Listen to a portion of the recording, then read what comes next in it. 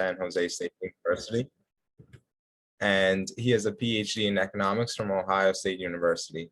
He has a book published titled Data and the American Dream, and he has research titled Measuring the Economic Impact of High-Speed Rail Construction for California and the Central Valley region, and also analyzing the potential of hybrid and electric off-road equipment and reducing carbon emissions from construction industries. So today, we have the pleasure of having him to teach on the American Dream, a big data perspective, and he will just take it away. And thank you so much, Dr. Holian. It's our pleasure to have you. Well, thank you very much. It's my pleasure to be here. I'm excited to talk to you today because I think this is the perfect audience for what I want to talk about. Before I get started, I'll just show you my contact information. If you are on Twitter, you can follow me here. I post information about my book, and that's going to be the main topic that I'll talk about is this book. And I'm hoping to build a community of users so that we can work together on research, help each other with research. And the key part of my book that makes it unique is that I discuss studies that have in common, they all use the same survey data, the American Community Survey. So it's a wonderful data source, and it prevents many opportunities for research. So the book is also designed to teach research methods, and I do this by examples of actual studies. And at the end, I talk about, how do we decide whether a policy is good or not using a tool called cost-benefit analysis. And I won't talk about that today, but if you're interested in it, you could find information there in the book. So each chapter, there's one key case study, and I discuss lots of studies that use the American Community Survey data in the book, but these are the 7 key case studies. The first one, I have the citation here. It's called, "Is Economics a Good Major for Future Lawyers?" And the author calculated average income for lawyers that studied different majors. And they found that economics majors, lawyers who were economics majors do pretty well after, what was this highest one? I forget. But what I show in this book is once you know how to replicate the analysis they did, it's very easy to change 1 or 2 lines of code, and you can calculate average earnings for any industry. And so I show for software developers, what are the highest paid majors. And you could do that for any industry and look at for any major. So that's kind of the theme of the book is let's figure out how these researchers did their analysis and then see how we can build off of that work. And I think that's a great way for beginning researchers to understand the research process. I'll show you an example at the end of the talk to how to replicate this study, including downloading the data. And I'll also talk about this third one here, which has to do with immigration. And when I think about the American dream, it always, for me, starts with someone immigrating to this country. And and so a little background about the book. I first started using this American Community Survey microdata in my classes because I wanted to give them the opportunity to analyze big data. And as you see here in this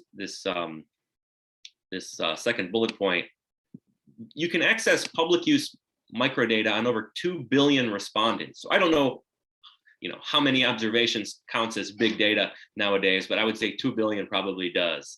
And all of these data you can download from a organization at University of Minnesota called IPUMS. It's IPUMS. And that's where I got the American Community Survey I focus on. So as I started using this in my class and had students write term papers with it, I found that the topics they selected and the studies that they found for their term papers, related to a lot of the things that I think about in my own life, getting a job, raising a family, buying a home, and so on. And as I was talking to my friend about my book idea, I was telling him, the theme of the book is about people striving for a better life. And he said, "Oh, the American dream." You're right. So that's how the title came from. But but really it's just a collection of studies and in addition, information on using methods, software, downloading data, basically doing research. So here's the table of contents. You can see that each chapter, the themes are here, the numbered chapters. But I also organize it by methods. So regression, if you've had econometrics or intermediate statistics, you've been exposed to regression. But another very useful technique is called difference in differences. It's actually the most widely used method as far as the studies that I discuss in the book, which is why there's 3 chapters on them. And I would have had this chapter 3 been one of the first chapters, except for most of the methods are difference in differences, but this is migration. So where the American dream starts is on coming here. Once we're here, we have to buy a home, pay bills, and so on. But what I also wanted to draw your attention to is this appendix, Appendix A, which you can download for free. I'll show you the link. It's later in the talk. But this is designed to get you up and running with data and software and using the code files that I present. So I'll get to all of that.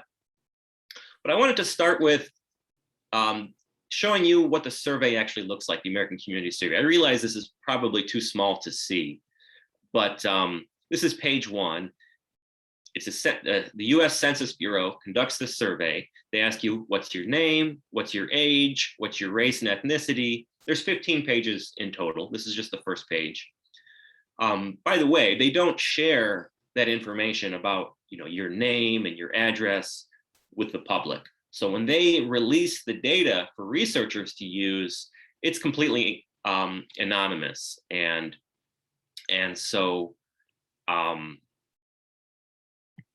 this is another example. I'm not going to zoom in because it'll make it hard to switch slides, but this is the housing. These are the housing questions, start on page 5.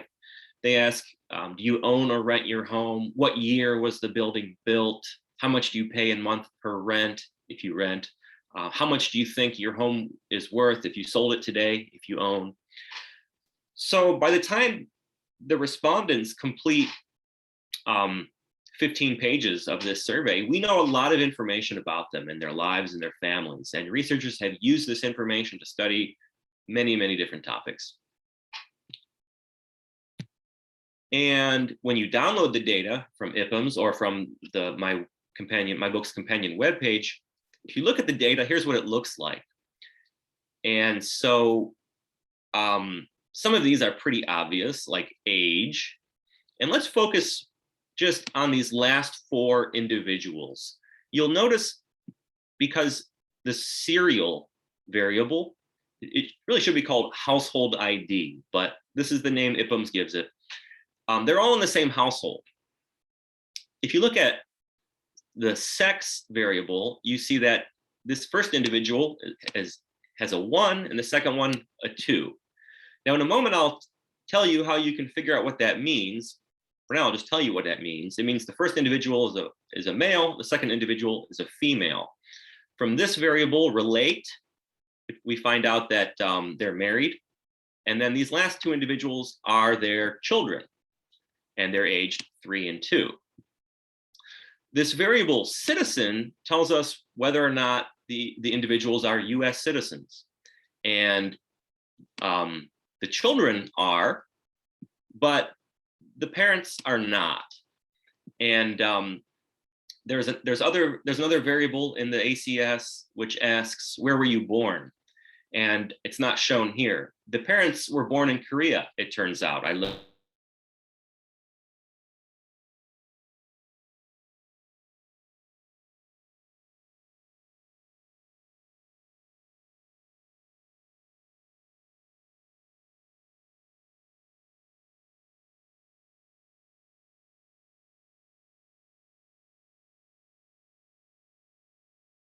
Working on my book to read a few chapters from here. I'm not sure if any of you have read this book, or maybe you've seen the TV show, but but Eddie Huang is from a Taiwanese family, and they came to the US when he was very young.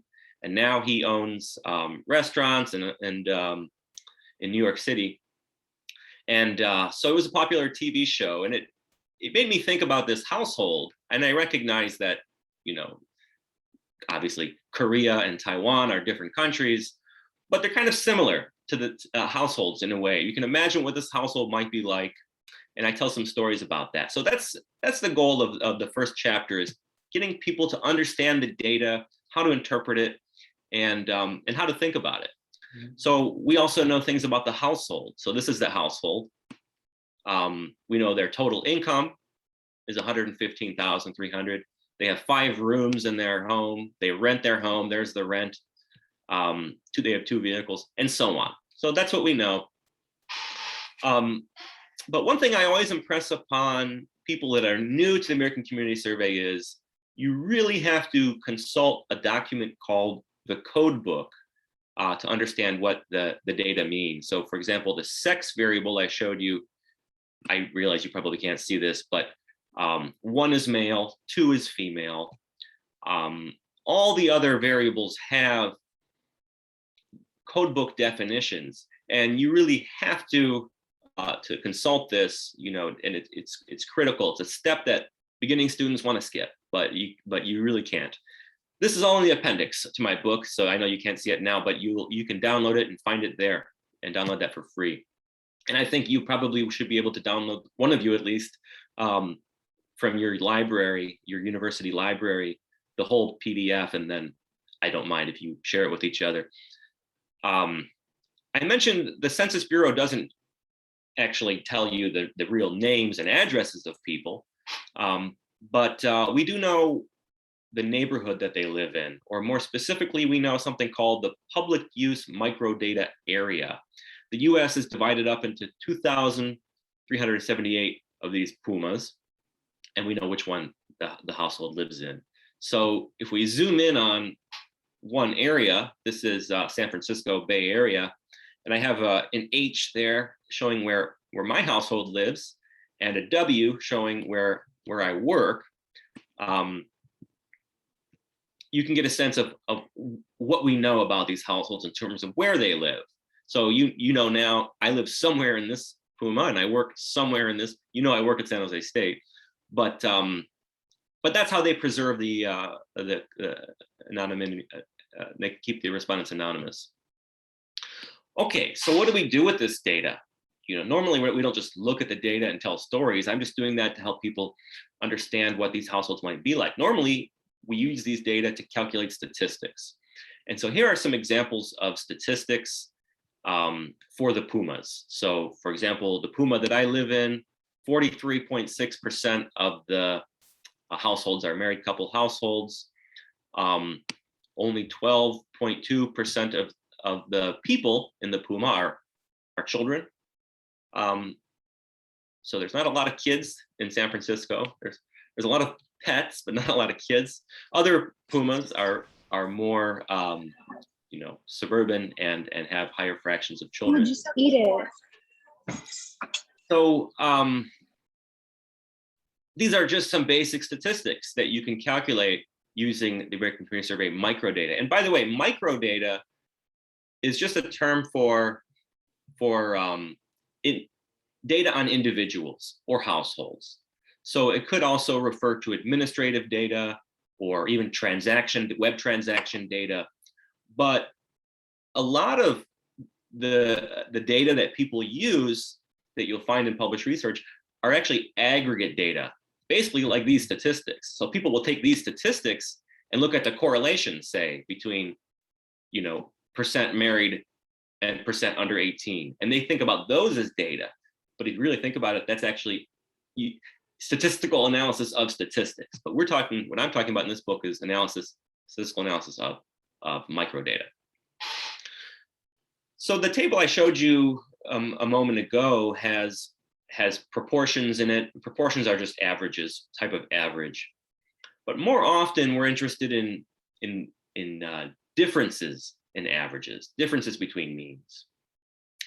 And another book I can recommend to you is called Mastering Metrics. Some of you probably have encountered it. You can download the first 50 pages of this book here at this link, and they have this clever little saying, one sample average is the loneliest number that you'll ever do. I don't know if you know that golden oldie,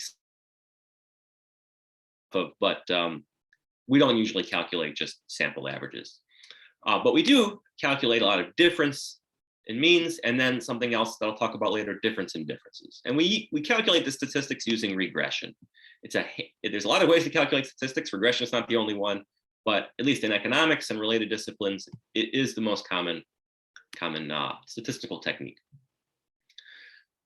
You have a lot of choices for software. I was looking at your syllabus for the course, and I know some of you are using Stata or SPSS, but I started using R and RStudio, which is a basically interface for using R in my courses. Number one, because it's free, and number two, because it's very powerful. And at first, there's a little learning curve, but I'm finding it's pretty easy to use, and students pick it up without much trouble. This is, by the way, the link to the appendix that I've been talking about.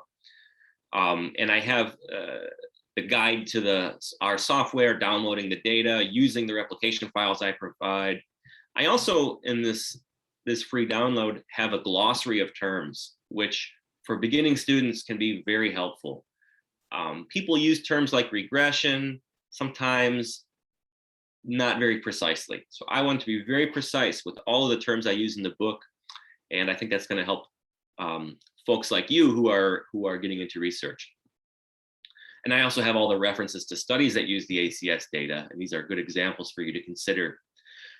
I also looked at all the projects that you're working on, and I believe the ACS can be used to inform virtually any question out there. All of your projects, in some way or another, probably it's not going to be the main data set you would use, but in some way could be informed by the ACS. And of course, some studies that will be the only data that they use is the American Community Survey data. So I hope that some of you will pursue some research projects using the ACS. As I said, I want to build a community of users of this book and the ACS more generally. This is a view of the RStudio software, and the appendix describes how to use it to analyze the data. I have a companion web page, and the link is here. And I was talking about this first study, is economics a good major for future lawyers?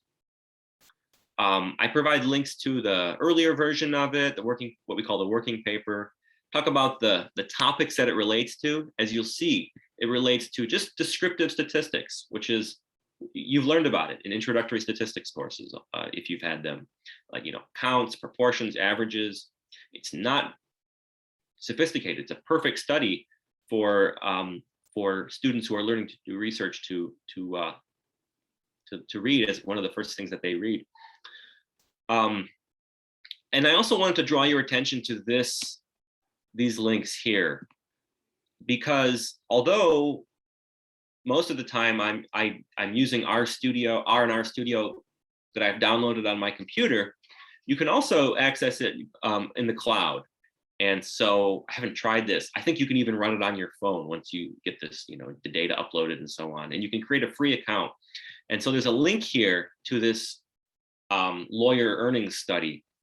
You click that link, you're taken to the RStudio cloud page, and you can actually change the code. You can put a different industry in, software developers, lawyers, police, firefighter, whatever you want.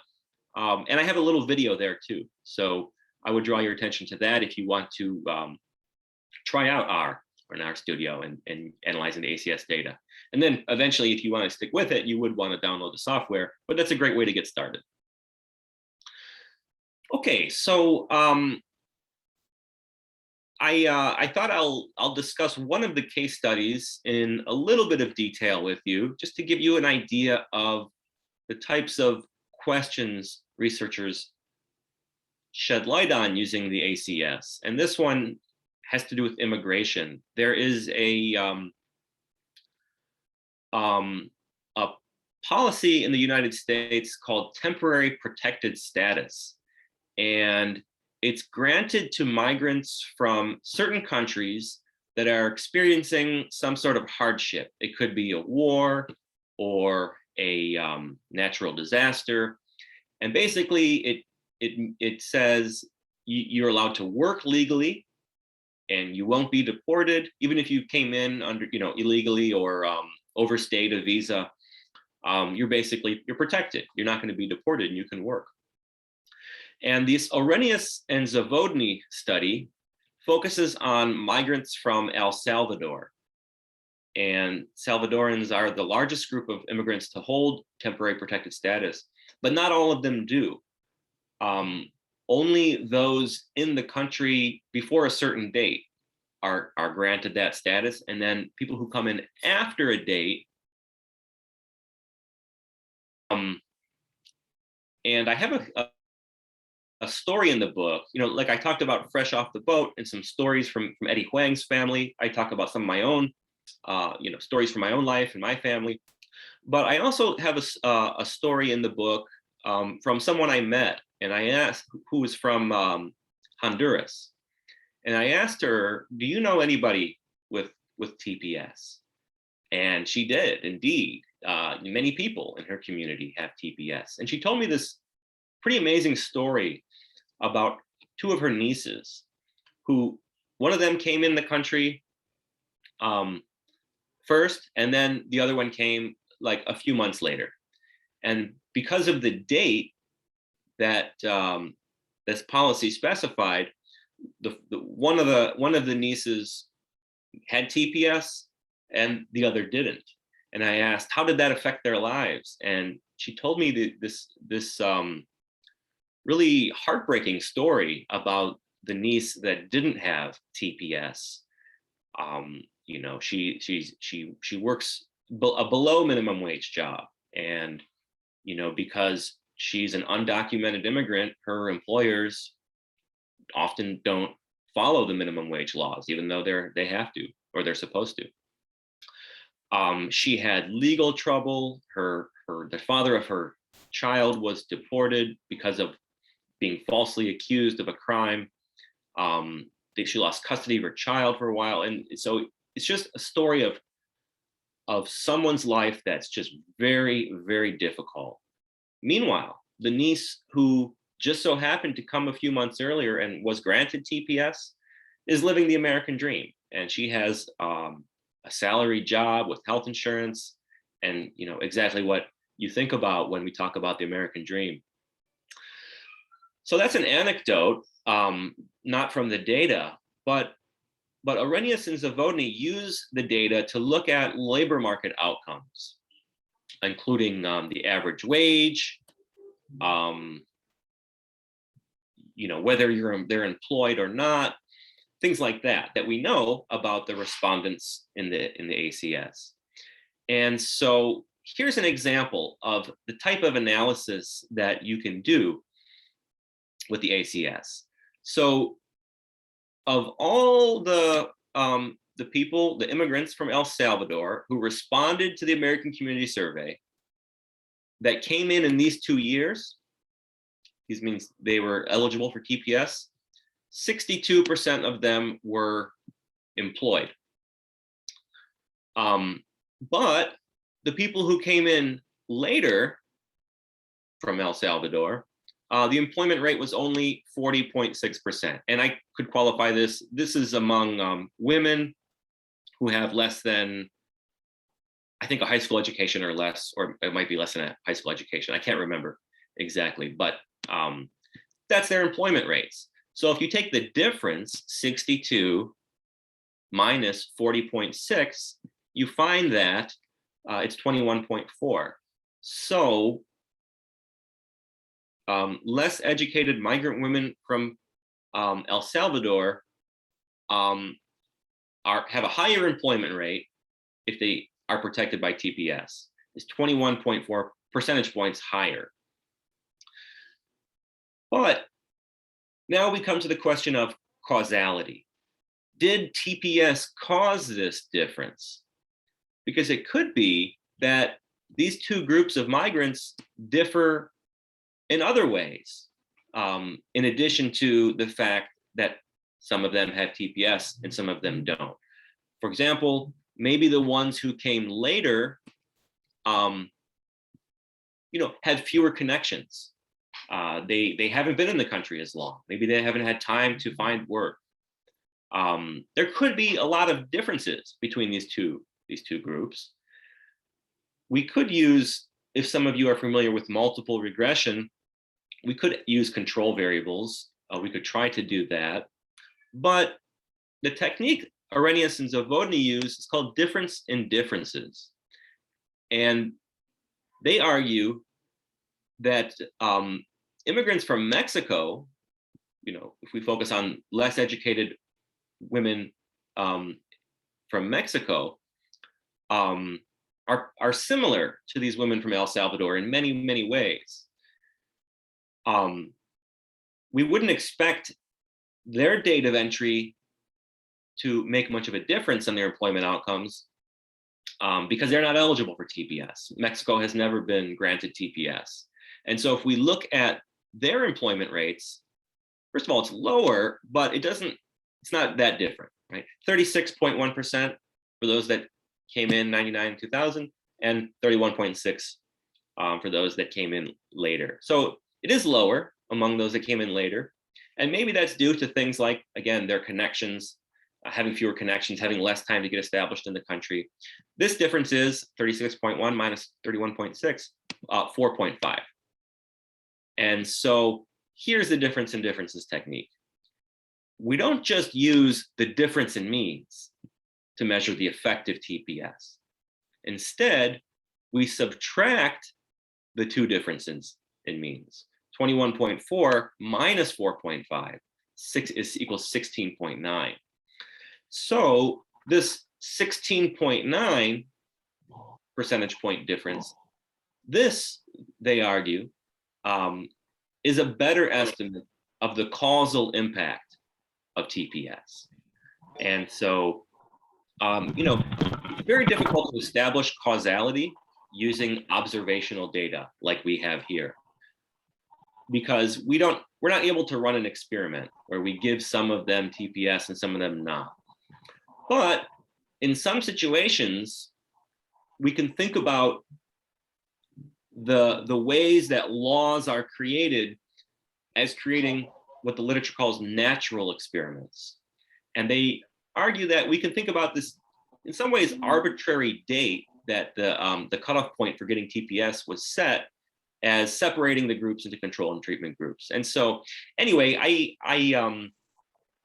just wanted to give you an example of the types of studies that use the ACS and how they try to establish causality. And that's not the only reason for doing research. Of course, purely descriptive research, like I was talking about earlier with regard to the average earnings of lawyers and so on, that's not necessarily arguing that choosing economics or choosing some other major will make you earn more. It's just a fact about the world. In other words, descriptive research. There's definitely an important place for descriptive research. But it's also important for us to be able to estimate causal impacts, especially in the world of public policy. We need to know what is the impact of the policy.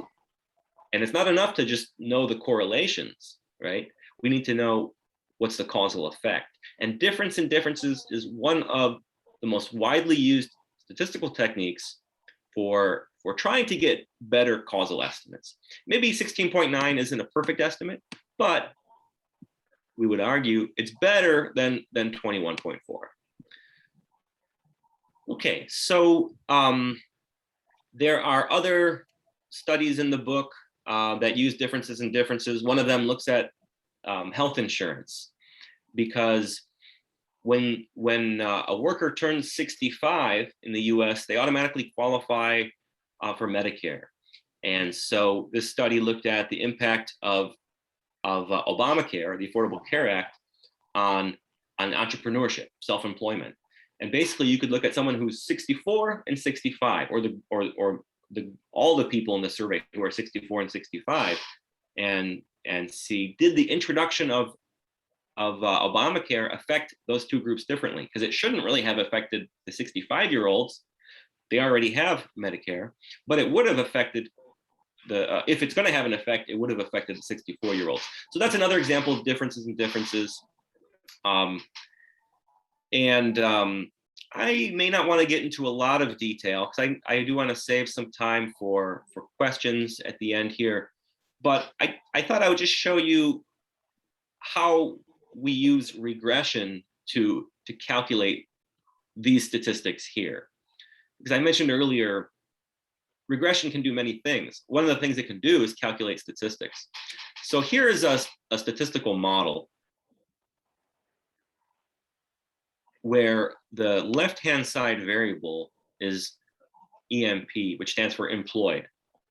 And this variable takes on a value of 1 if the respondent is employed and 0 if they're not. So it's a 0 or 1 variable.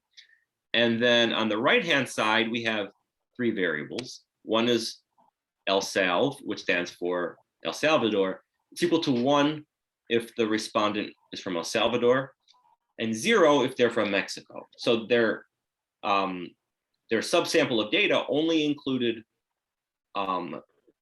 immigrants from El Salvador and Mexico who came in under this time period. There's also a variable early, which is equal to 1 if they came in the earlier time period, and thus if they're from El Salvador, qualify for TPS, and 0 if they're not. And then finally, there's a third variable, which is just the product of these first two. So it's going to be equal to 1 if the respondent is both from El Salvador and came in the early time period, and 0 for everybody else, the people from El Salvador who came in later, and all the people from Mexico. And when you estimate this equation, you get what you see at the bottom. Let me zoom in a little bit more. You get numbers, right? This alpha, beta, gamma, delta. You get estimates for it. And so, for example, alpha, the estimate you get is 0.316. And that is exactly this number here. And so there's just 1 or 2 steps in addition to getting all of these numbers. But my point is, once you estimate this equation, you get the statistics you need to complete that table that I just showed you. And then again, if you're familiar with multiple regression, the other benefit of this equation is that you can very easily add other control variables in there, like age. And maybe the women who came in later, maybe they were younger on average and didn't have as much experience. Maybe that explains the differences in employment, not just TPS. So you can control for that statistically by just including the age variable in here. And so this chapter where I discuss this, not only will explain the difference in differences technique to you, but also multiple regression and the use of control variables. All right, so I know I have about 10 minutes left. And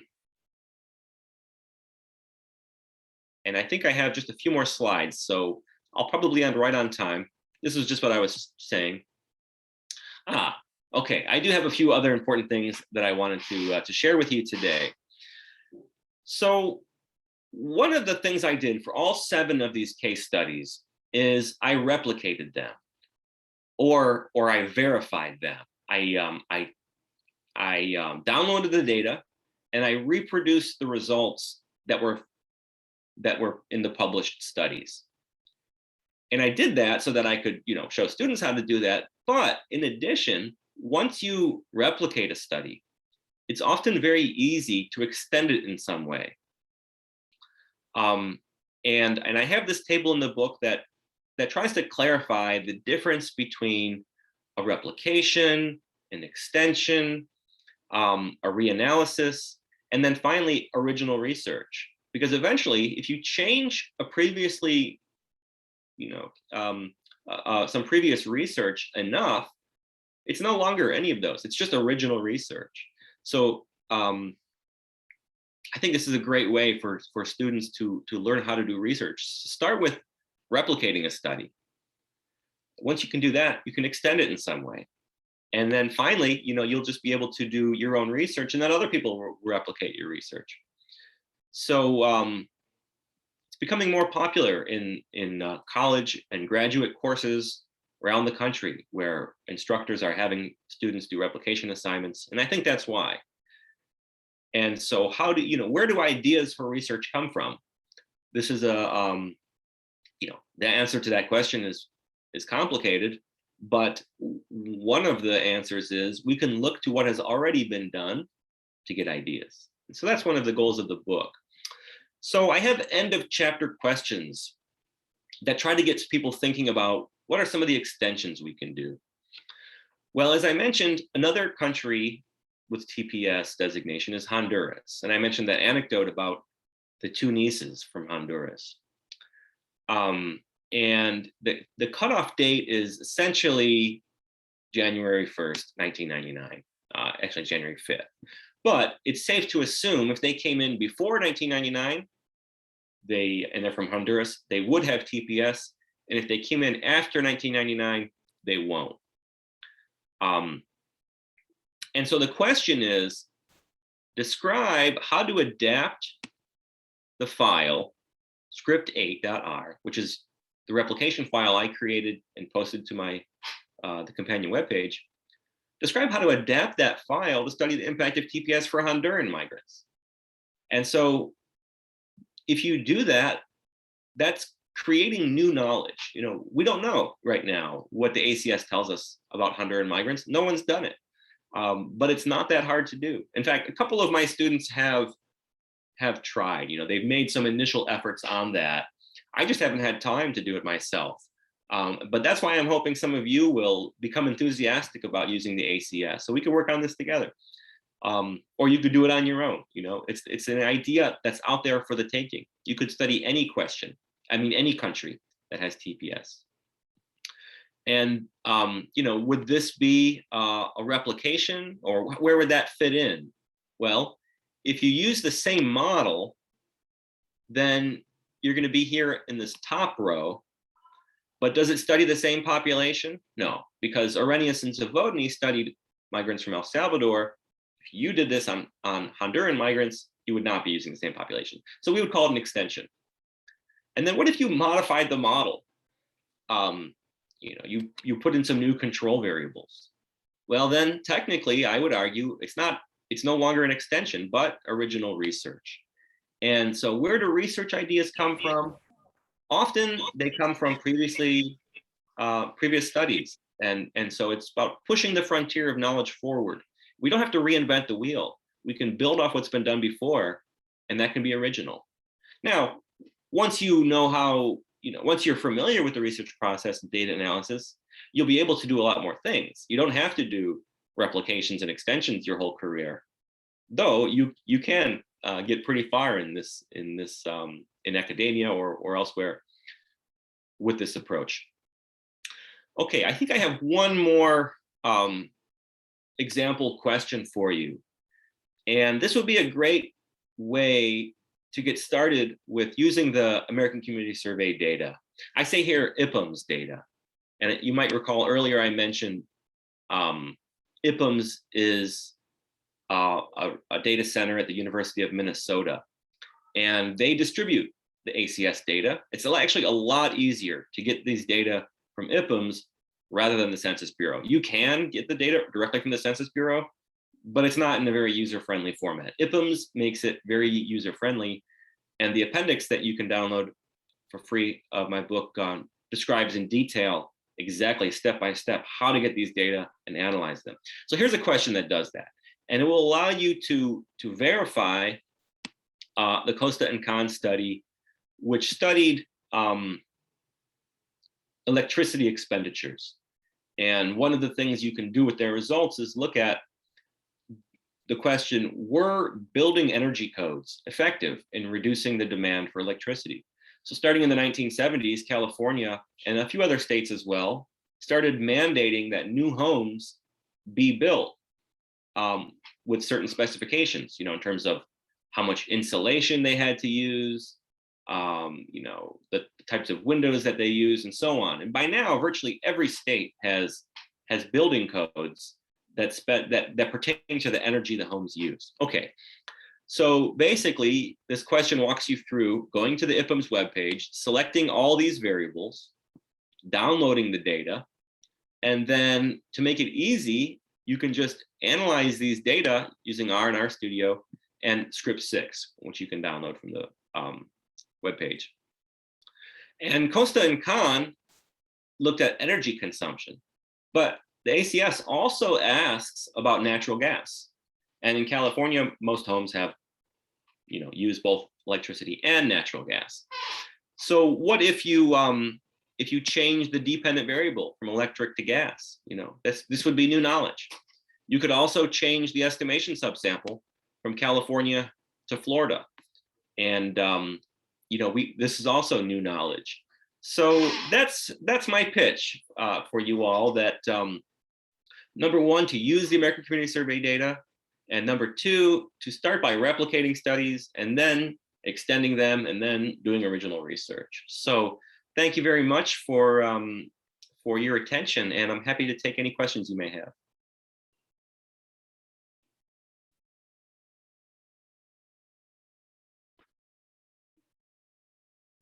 So, okay, I'm seeing some hands up, and I'll just take them in order. I got Lucas, John, and then Sanvi, and then Tasmia. So we'll start with those four, and then we'll go from there. So Lucas, yeah, sure. Yeah, thank you so much. This is really interesting.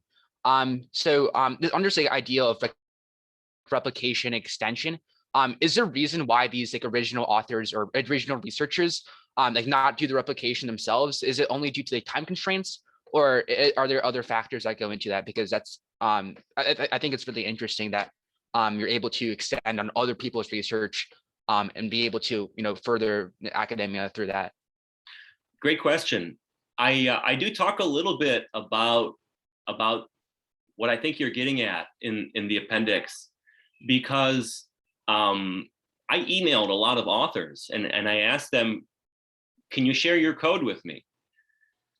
Some authors post their code, and more journals are requiring that authors post their code. So if you want to publish an article in the American Economic Review, you have to submit your code. Okay, but otherwise many authors won't. They won't post it, and not all of them even respond to email requests. So there's a big hesitancy in doing that. I think part of the reason is, when somebody works on a research study for, say, 3 or 4 years, sometimes it takes a long time to do a research study. They just want to be done with it. They don't save the files.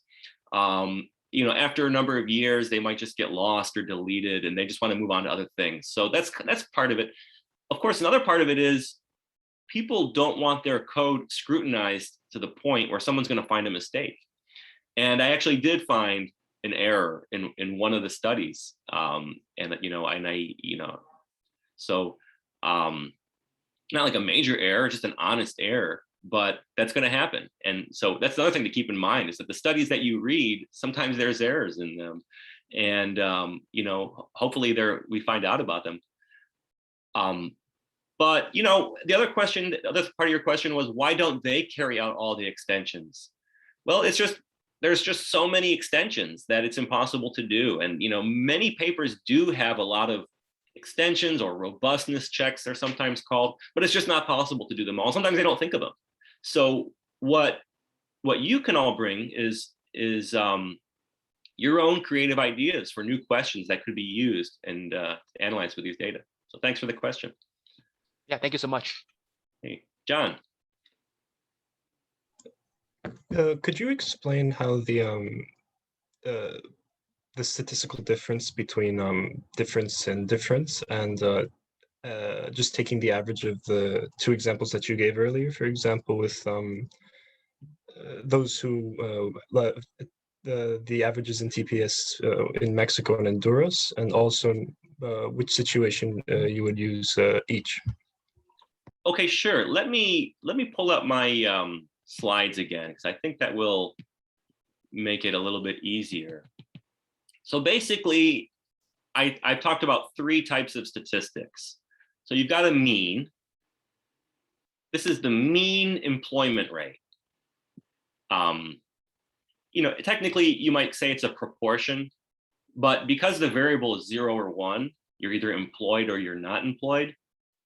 The average of all those zeros and ones is the proportion. So actually an average and a proportion are the same thing. So this is an average or a mean, right? 62% of the women who came in from El Salvador in these years are employed. That's the average employment rate.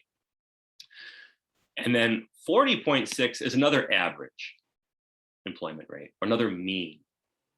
The difference between them, the difference in means, is this number here. So that's two of the types of statistics I've discussed: means and then difference in means. The third type of statistic is the difference between two difference in means. So here's another difference in means, and that's the difference between the average employment rate for women from Mexico who came in these two time periods. And we would do this because we would calculate the difference in difference, which is this number here, as a way of controlling for those factors we can't measure. Those things like being in the country longer helps you build a network and find a job. It's hard to really measure that. I mean, other than for how long you've been in the country, but these people have all been in the country the same length. So if that impacted women from Mexico in about the same way as it impacted women from El Salvador, then you can use differences to control for that. Now, there are a lot of assumptions in the difference in if you want to be able to take the difference in differences and interpret that as a causal effect, there's a lot of assumptions that you're making. And so it's important to understand that. We usually can't establish causality conclusively with observational data. The best you can do is, put your best estimate out there. But sometimes you can more conclusively establish causality. And this is a case where you're doing an actual experiment. So for example, you want to look at the effect of the Pfizer vaccine on COVID. Okay, well then you take, say, 100,000 people, split them into two groups, give half of them the vaccine, and then give half of them just like a placebo. Okay, and then wait 3 months and see how many people in this group get COVID and how many people in this group get COVID. You have an average infection rate in this group and an average infection rate in this group. And then you take the difference between those two, the difference in means, and that is the causal effect of the vaccine. And so a difference in means can give you a good estimate of the causal effect in a situation like an experiment.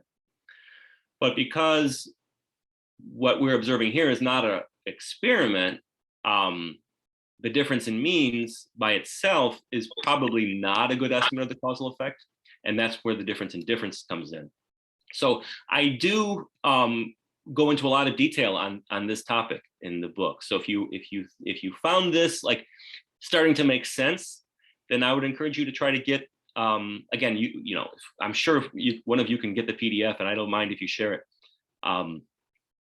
Then I think you should pursue this, because I struggled myself to understand a lot of these concepts. And it really wasn't until I started teaching this that I found like, okay, now I get it. But in grad school, I was like the worst econometric student. So it's funny now that I'm writing a book on it, but it took a long time. And so I think I'm able to speak to, the ones who are beginning and confused. And that's what that's kind of the audience. In addition, I also wrote the book for people who are in the field and who are supposed to know this stuff already, because even they are looking for ideas for research. And so you can get ideas for research and also learn how to do it. So thanks a lot, John, for the question. Thank you. Sanvi. Hi, thank you so much for your lecture. I was wondering if there was any way you would be able to summarize the steps that a beginner should take to learn more about ACS and begin using and playing with the data. Yeah, Yeah. absolutely. So I think the first thing you should do, just to understand what the data, where it comes from, is look at that survey instrument, that questionnaire. And I showed you the first page and the fifth page. But if you download that appendix, you'll find all 15 pages. And just read through it to get a sense of what kind of questions are asked. All right. Then go to IPUMS and download some data and open it up in R or RStudio or whatever software package you use and look at it. And when you look at it, you're going to see a bunch of numbers. And it's not going to be clear what those numbers mean. So then you have to look at the code book. So that's pretty much the steps I would say. First, look at the survey instrument to understand what the survey asks. Then get the data, and then look at the data. And while you're looking at it, reference the code book so you can understand it. So then you know what you have. And from there, you can begin doing things with it. You can calculate statistics like some of the ones I showed you. And yeah, I think replicating a study is the way to go. So I showed you that link to the RStudio Cloud. You could do that right now and just click that link. I don't know if you all tried doing it at the moment, what would happen, but maybe tonight. And watch that video. It's like 5 minutes, and you'll be able to see how to run the code. And not only that, how to modify the code. And so you can put in whatever industry you're interested in and see what are the highest paid majors, which majors get paid the most. So that's a great place to start. And I think, once you do that, once you're able to see how a few of these data files are run, then you can begin to modify them and to write your own. One of the things I learned that it wasn't clear to me when I was in grad school is that, and I'll never do this again, I'll never just open up a statistical software program and start writing the code. Instead, I always start with some already existing code and then start modifying it. And so that was like, I wish somebody told me that when I was a student, because there's no reason to start from scratch. And, I don't remember all of the commands and everything. It's just too hard to remember every single little parentheses and where you put the comma and all that stuff. So start with some code that's already been done and then modify it. That would be my advice. Thank you very much for that question. Thank you. Okay, we've got 3 more questions. Tasmia. All right, thank you, Dr. Holian, for this lecture. It was actually very insightful, and I actually was able to download your book, and basically how you've mentioned things, it was like very impressive, especially for someone like me who can relate that I'm new to coding, but as I begin, I realized there's some things I should have tried before, like modifying an existing set instead of trying to do things from scratch. So I wanted to ask, what would be your advice to students who are actually new to this and want to incorporate using R and ACS in their own research, especially since many of the ISL fellows here today are doing their own research, and we would really love to know what your advice is and how to go about this. Yeah, I in addition to those points I've already made, I would also say that it's not easy. I tried to make it as easy as possible, but you guys have a very short course, and just to have a realistic expectation of how long it's going to take. So if you're starting from scratch, then you've kind of got a steep learning curve in the sense that you've got to learn to access the data, learn to use the software. And so I tried to make it as quick as possible to get up to speed, but it could take time. So that's the first thing is don't expect to be able to write a research study in 5 weeks, when you haven't, if you've never done it before. So it definitely is going to take time, but you've got to start sometime. So I would say dig in, get your hands dirty and your feet wet, so to speak, and begin working, but don't get discouraged. And the more you do it, the more you learn, and And I do try to provide like some of these kind of lessons and motivation. So, you know, that's pretty much all I can really say. But, you know, also one of the easy ways to use the ACS data is if you go to the IPUM's webpage and you look at, you know, click one of the variables, like follow the steps in the appendix to get to there, but then click the variables. You can actually, when you look at the details for the variables, you can see, for example, how many homes were built in each of the different periods. It will tell you that without having to actually put the data, you know, to analyze the data. So I guess one other piece of advice is you can learn without having to actually analyze the data yourself from IPUMs. Well, this is maybe a small suggestion, so I hope that helps. Yes, thank you so much. Thank you. Okay, Amanda. Yeah, so I just had a question about the causality part of the lecture. Thank you for your lecture, by the way. I was wondering where the concern or like the question of did TPS cause this difference in income level came from, because I thought you had mentioned like previously when you introduced the topic of TPS that people who had it were required to work. So like I was just confused because wouldn't that cause an increase in employment naturally?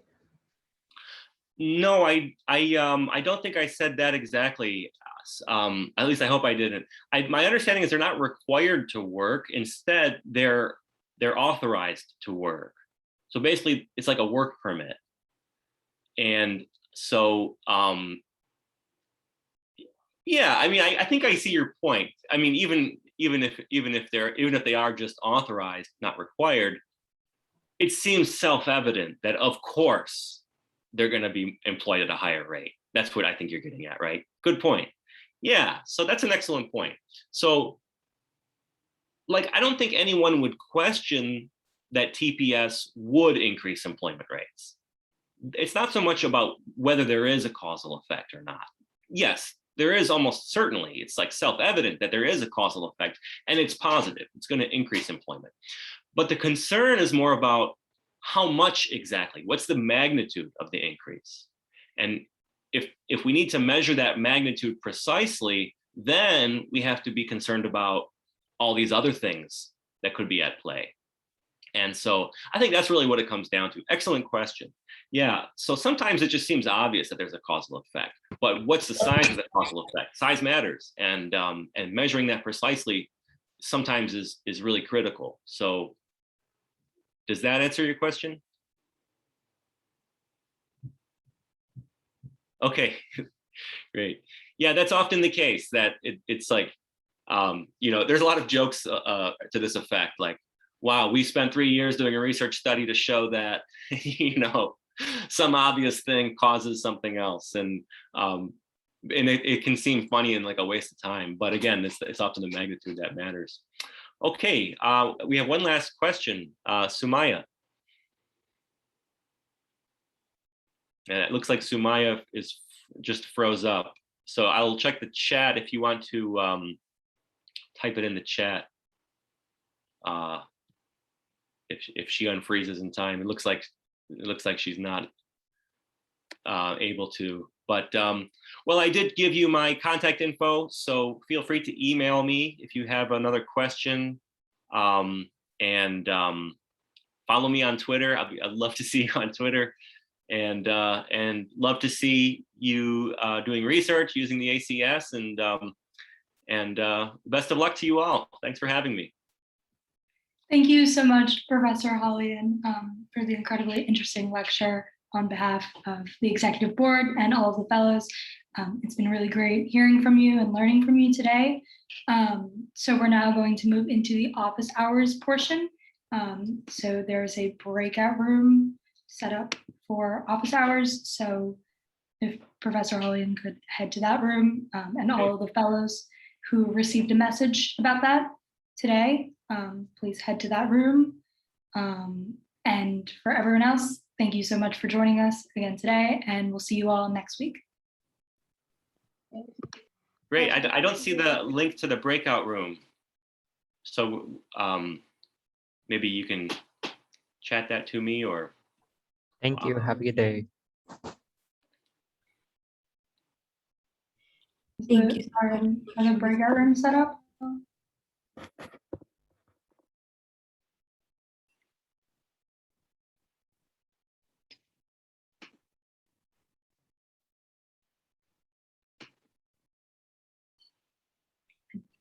Ryan, are the breakout rooms set up?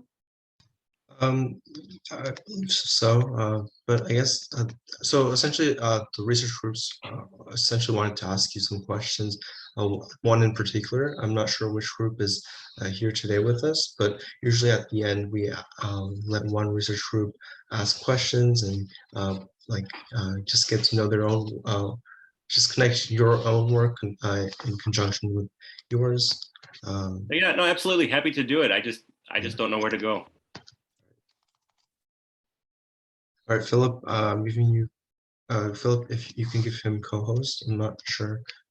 But I think we could just do it here, if that's possible, but I'm not really sure. I can just make a room really quickly. I thought they were set up already, but. Okay, so if you got the message, would you be able to raise your hand if you're in the research group in particular?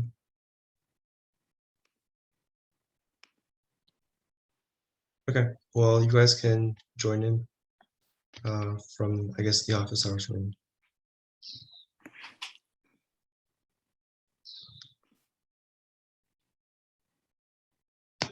Okay, there it is. Join breakout room. So I'm going to click join and looking forward to seeing the research group there. Thank you. Thank you. Thank you.